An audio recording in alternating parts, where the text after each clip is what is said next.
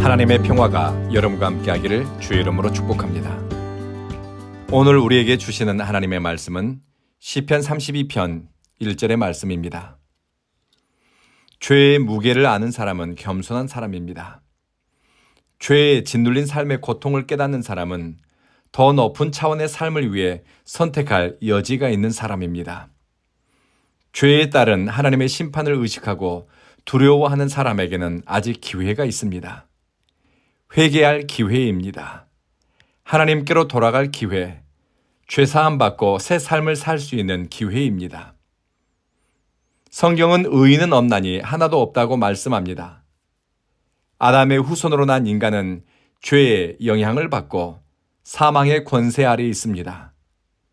그런데 모든 사람이 죄의 무게를 인식하거나 또 죄의 굴레에서 벗어나기 위해 길을 찾는 것은 아닙니다.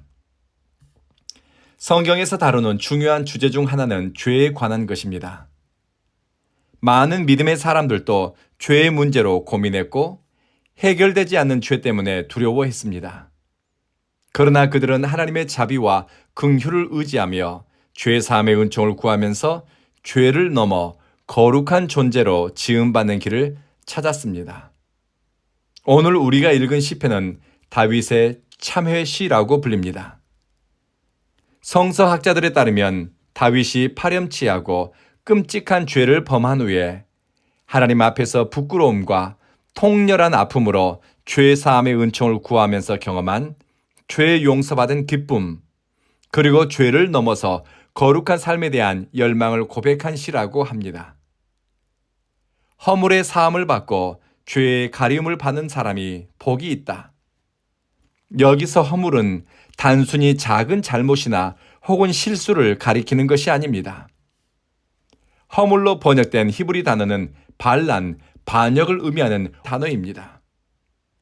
다윗은 자신이 하나님 앞에서 범한 죄의 무게가 얼마나 무거운지, 징벌이 따를지 그의 양심이 알고 영혼이 느꼈습니다. 고대 사회에서 반역죄는 엄중하게 다루었습니다. 삼족을 멸한다든지 부검 참시를 하기도 하고 또 끔찍하고도 잔혹한 형벌이 가해졌습니다. 하나님 앞에서 그렇게 크고 엄중한 허물이 사함을 받은 것입니다. 죽었다 살아난 기쁨이고 꿈꿀 수조차 없는 인생에게 꿈꾸고 다시 소망할 새 기회가 주어진 것입니다.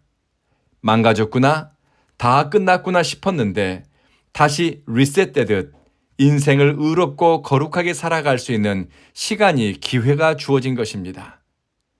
허물의 사함을 받은 이후의 말입니다. 그리고 죄의 가리움을 받았다고 하는데 이 죄는 표적에서 벗어난 행위를 가리킵니다.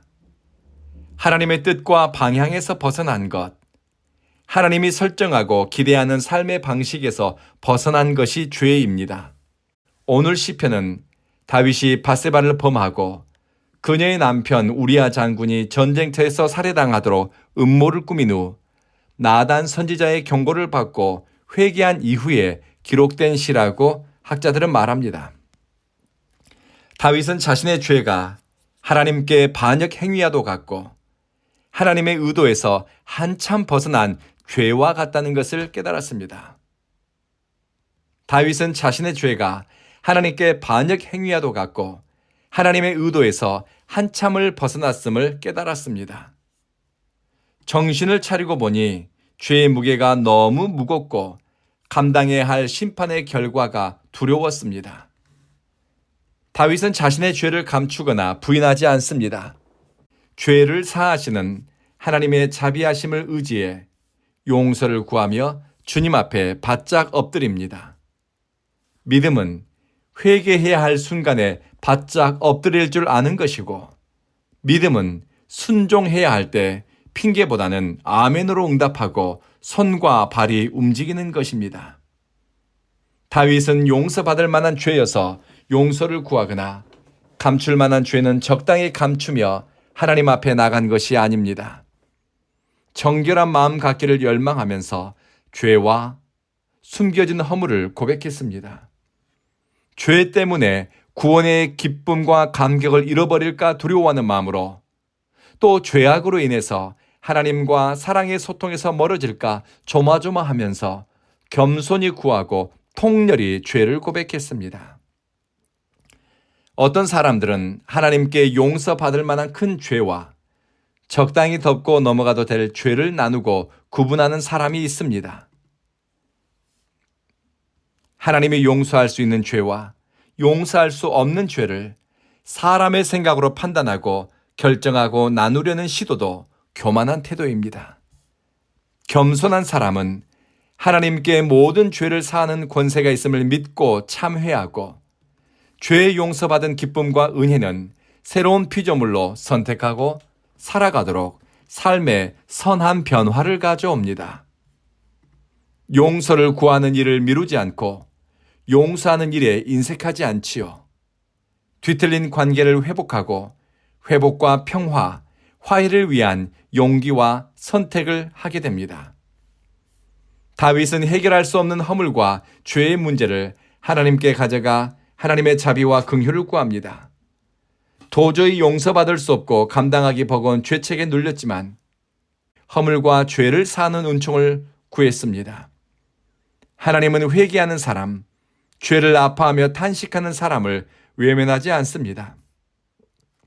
주님은 죄사함의 은총을 허락합니다. 죄사함 받은 기쁨은 그에게 새로운 삶에 대한 뜻을 세우게 했고 그가 저지른 죄의 결과에 대한 책임을 감당하게 했습니다. 다윗은 하나님께 죄사함은 받았지만 죄의 결과에 대한 엄중한 책임을 이후에 지게 됩니다. 그리고 죄가 얼마나 무서운 줄 처절하게 깨닫게 됩니다.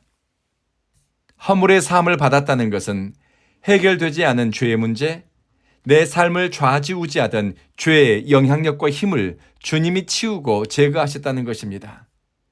인간의 의지와 노력이 아니라 하나님의 의지적 행위에 의해서 죄로부터 해방된 것입니다. 죄 사함의 은총은 자비롭고 노하기를 더디하시는 하나님의 속성에서 나옵니다. 사람들은 무엇이 잘되고 잘 풀려갈 때 복이 있다고 생각하지만 참 행복자의 비밀을 아는 사람은 허물은 사하시고 죄는 덮으시는 하나님의 은총을 누리며 사는 것을 복되다 믿습니다. 죄를 쌓아두고 묵혀두면 양심이 죽고 영혼이 병들지만 죄를 고백하고 죄사함의 은총을 받아 살게 되면 새로운 피조물로 날마다 지어져가는 경험을 하게 됩니다. 오늘 기도하실 때 허물의 사함을 받고 죄의 가리움을 받는 복의 깊이와 넓이를 깨닫게 하시고 죄사함의 은총과 기쁨 속에서 참 행복자의 삶을 누리기를 구하십시다. 기도하겠습니다. 자비하신 주님, 허물의 사함을 받은 자가 복이 있으니 우리 삶에 얽히고 설킨 죄의 흔적과 고리들을 찾아 참회하는 마음을 주십시오. 죄의 가림을 받은 자가 복이 있다 하셨으니 우리의 병든 영혼, 죄에 찌든 양심을 주님께 드러내 보이며 은총을 덧입게 하소서.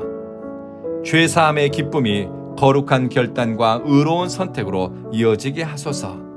사랑하는 주님, 우리 온 교회는 심령이 상한 사람, 마음에 통하는 사람들이 찾아와 하늘 위로와 평화를 맛보는 구별된 장소가 되게 하소서.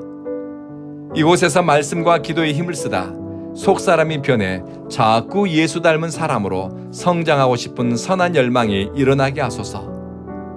오는 주일에도 성령님 우리 교회 가운데 임재하시고 주님이 기뻐하는 예배자들을 통해 영광받아 주십시오.